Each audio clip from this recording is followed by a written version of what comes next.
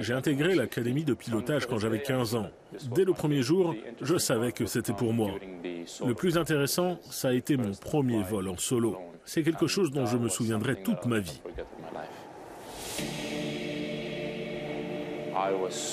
J'étais tellement terrifié. C'est très éprouvant pour les nerfs, il y a le bruit des moteurs.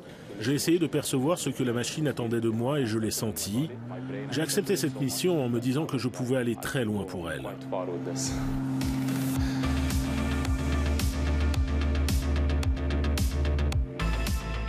Le fait de survoler les Émirats arabes unis, d'où je viens et où j'ai vécu toute ma vie, est à l'origine de mon amour pour l'aviation en général. J'ai obtenu mon diplôme de pilotage à 17 ans, en devenant le plus jeune pilote de l'histoire du pays. En 2013, j'ai découvert la voltige. Ce sont des acrobaties, des spectacles aériens, des manœuvres dingues. On pilote des engins capables de voler de manière inhabituelle. J'ai décidé que c'était pour moi. Je me suis entraîné de plus en plus, puis en 2015, je me suis lancé dans la compétition. À ma première compétition, j'ai fini dernier. Il faut vraiment de l'expérience et pour en acquérir, il faut se planter au moins 20 fois. Et c'est mon ambition, multiplier les concours, en apprendre plus et gagner en confiance. Quand je pilotais, au début, mes jambes tremblaient. En 2018, ce n'était plus le cas. On est allé à la compétition espagnole. J'ai obtenu la première place dans les 4 programmes et j'ai eu la meilleure note globale.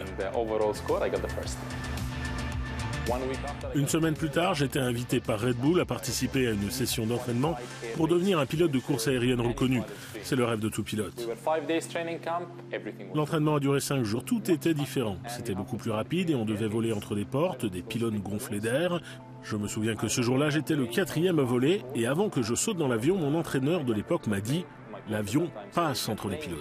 Garde ça en tête. » Je suis arrivé sur la porte avec une bonne puissance et une bonne vitesse. Juste avant de traverser, j'ai levé le manche et je suis passé au-dessus. Je m'étais dit, non, ça ne passe pas, je vais toucher le pylône. Alors j'ai décidé de me poser. Mon entraîneur m'a dit, c'est fini, tu rentres chez toi.